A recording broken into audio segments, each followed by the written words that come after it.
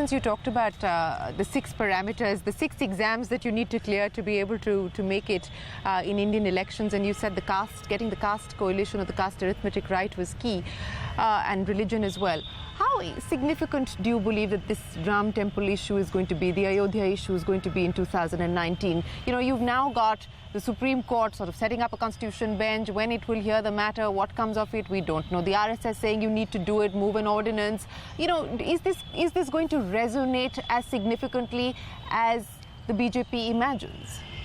I'm sure a lot of political journalists have very strong views on this, and like all I can say from my experience is this, that these hot button issues, when you try and bring them up too much before an election, I don't think they work that well, because the voters tend to get more cynical. And this is true not just of issues like the Ram temple, but even when you give out election SOPs. freebies. Exactly, yeah. Freebies and SOPs, etc. The closer you do it to like election time, the more the voter is cynical about it. And I think that... So they might take the money but may not vote for you. Yeah, exactly. So I think that it is something which, you know, like is very difficult to move the needle so close to an election. So I'm just not sure that at this stage of the game, doing that much is going to move the needle on these SOPs. The first election that I remember sort of feeling very passionately about growing up as a kid and coming back to Bijnor for that was in 1989, when Rajiv Gandhi was sort of standing for re-election, and just watching that from that vantage point. I was 15 years old, and I, you know, had a deep interest in politics for some reason already back then and following election campaigns. And I remember sort of him announcing a whole host of sort of SOPs at that point in time. And at that age, like many of us, sort of, you know, more naive and, you know, like sort of were very charmed by Rajiv Gandhi, the suave, you know, prime minister on the international stage with, you know, like his great sunglasses and so smartly turned out. And then you sort of came here and you like saw in Bijnor and like you spoke to people here about the cynicism of all this. That, and the first time that two things struck me about that, going back to 89, that what my caretaker, who sort of would take me out to the town square here in Bijnor to talk to people, that what I learned, both from him and by talking to people. One, that SOPs don't work, but two, also that he told me something in 1989. And sometimes, you know, it happens when you do these road trips, that someone tells you something and the filing cabinet throws something else up, Yeah, but you know, like it sort of throws, you know, like it sort of sticks in your head. Yeah. And then, you know, what he basically told me when I asked him that, you know, like, why aren't you voting for Rajiv Gandhi? I was speaking to him, and he basically said that, अब हम लोगों का यहाँ पर मन बन गया है कि हर 5 साल हम किसी सरकार और सरकार को chance देंगे. So basically what he was telling you was that nobody really makes a difference. And every 5 years now we want to give some other leader a chance. And so therefore if Rajiv Gandhi has to go, so be it. So I think that that's what like it tells you, that the voter's mind, once it's made up, it's very difficult to change it. And giving last minute SOPs at election time, I just don't think moves the needle. So, you know, the fact that we've just had a budget and we've just had this farm package being announced by the government, you know, 6,000 rupees is what the government has now promised to farmers. The first installment should go into the account by March, is what we're given to understand. You think it'll turn the needle at all? Will it quell some of this anger that we've seen across the agricultural community?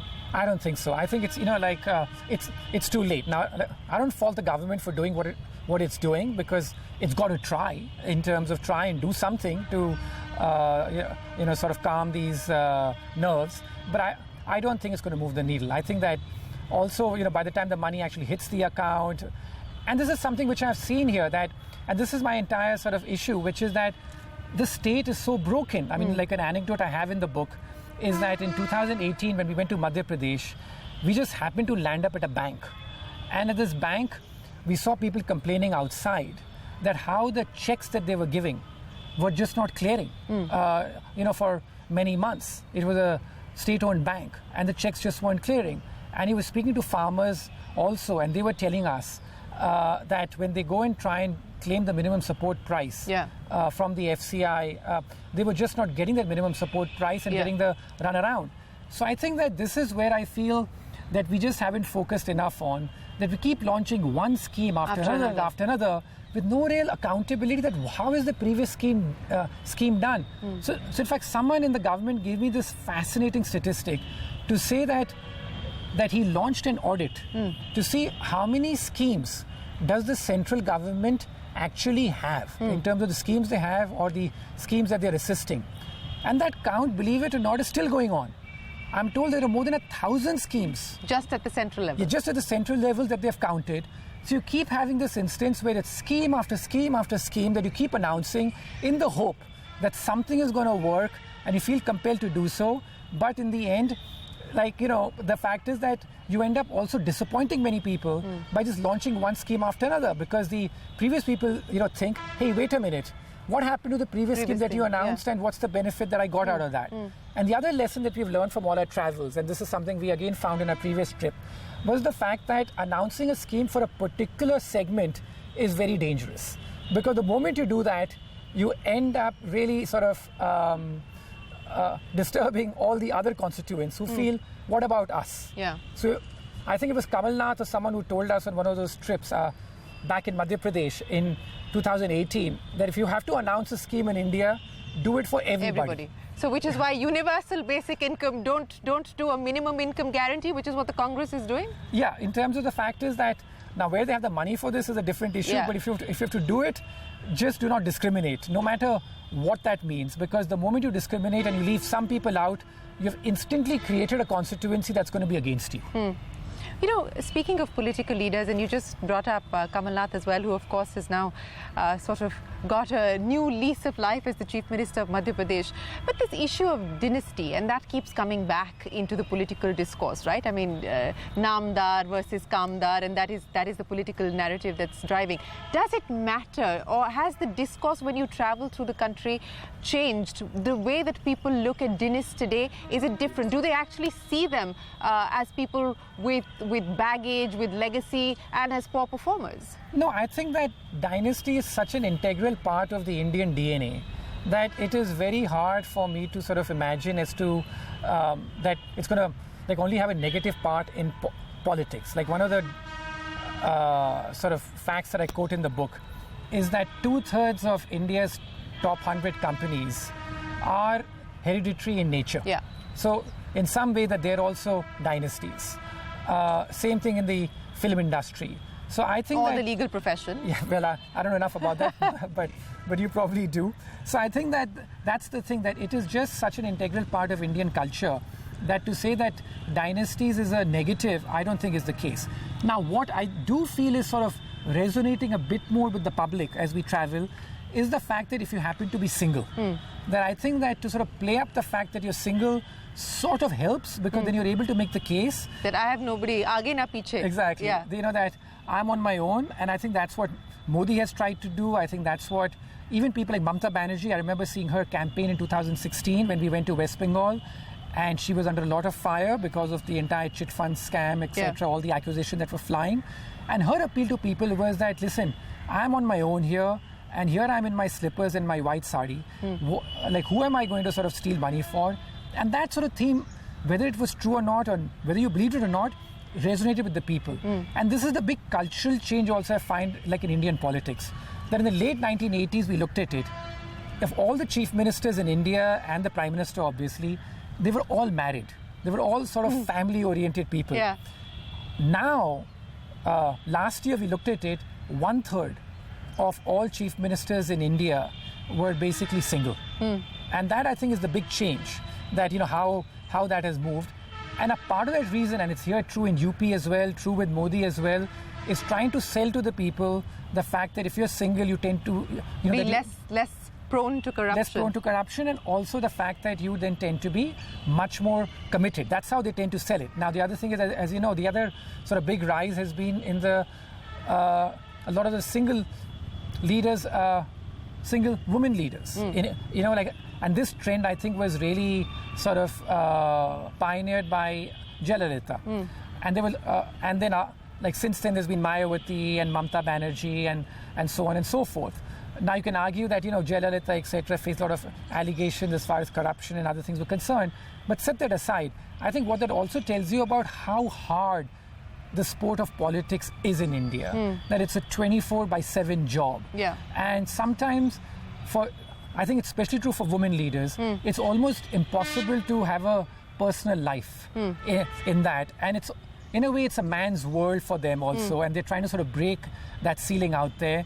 And it's very difficult for them to do that. So I really feel that that this big trend in Indian politics culturally that I feel is the rise of the single politician, exactly. the single political leader. Yeah, I mean, the rise of single politicians in India. But at a time when, as you know, and that's a bit sort of discordant with the rest of the country, because as you know, the premium that this country pays on marriage is so huge. Yes, I know. And the pressure to get married. Is exactly. Like so You're a ticking time bomb if you haven't gotten married. But you know, since you talked about women leaders, I want to talk to you about the emergence of Priyanka Gandhi. Finally has decided to get into active politics, and UP it is going to be, Eastern UP. What implications will this have for the Congress party at all? Is this going to make any meaningful difference? Is it too late? You know, like I've seen Priyanka campaign. You've been charmed by her. I mean, the book is very, very clearly, suggests that you were quite charmed by her. Yeah, I mean, as a campaigner, when we would go to Amethi and Raebareli, and we've been there many times, she has an incredible connect with the people. In fact, most of us who travelled felt that she was the one compared to Rahul when we would go and see her on the campaign trail, right, back 15 years ago and things.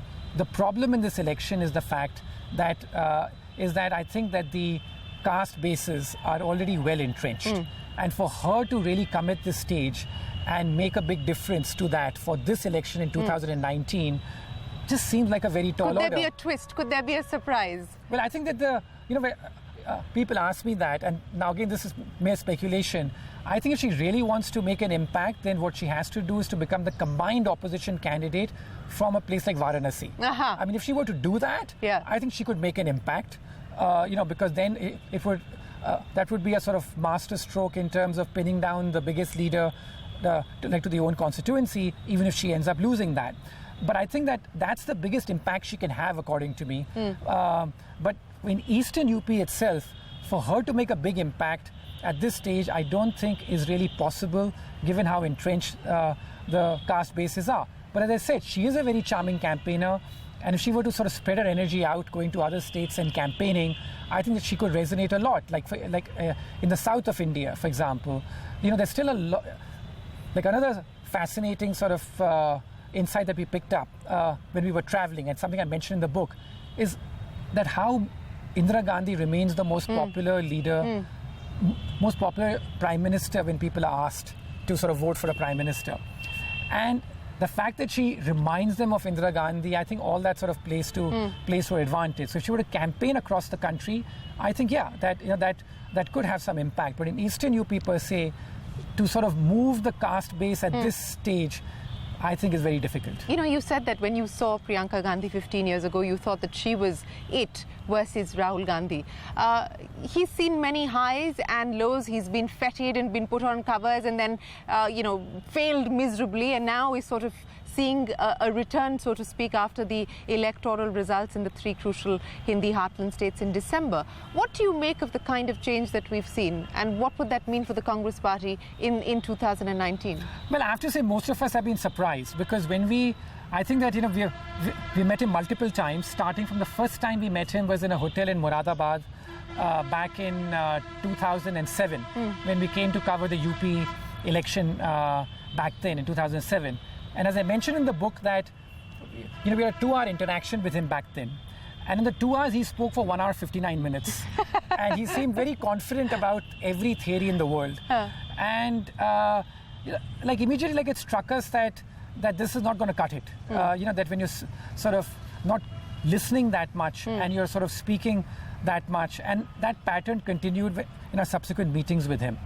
We saw some signs of that beginning to change when we met him in Pushkar in 2013, when he came to campaign there for the Rajasthan state polls in November of 2013. So I mentioned that in the book about the transition that we've seen him in.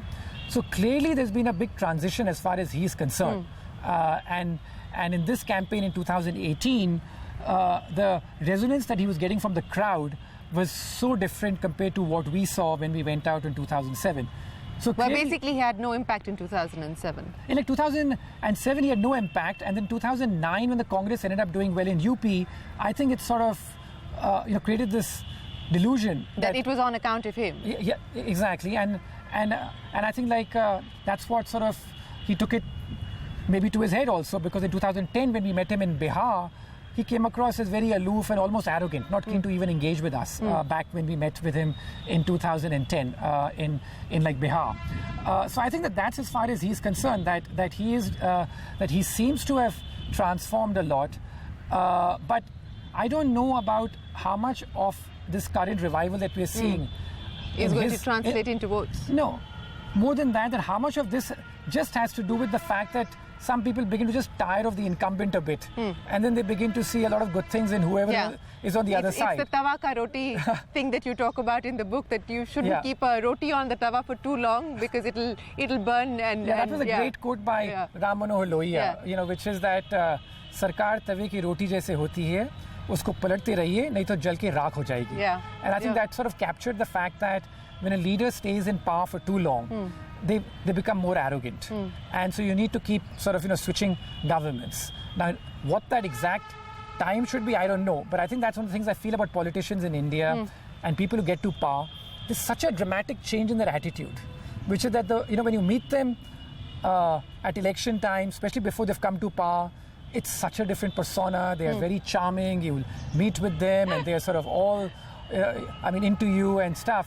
And the moment they become a minister or they get a big high posting, there's an immediate switch in their behavior. Like all of a sudden they'll stop taking phone calls. And so often we hear this complaint that we go to these constituencies out there.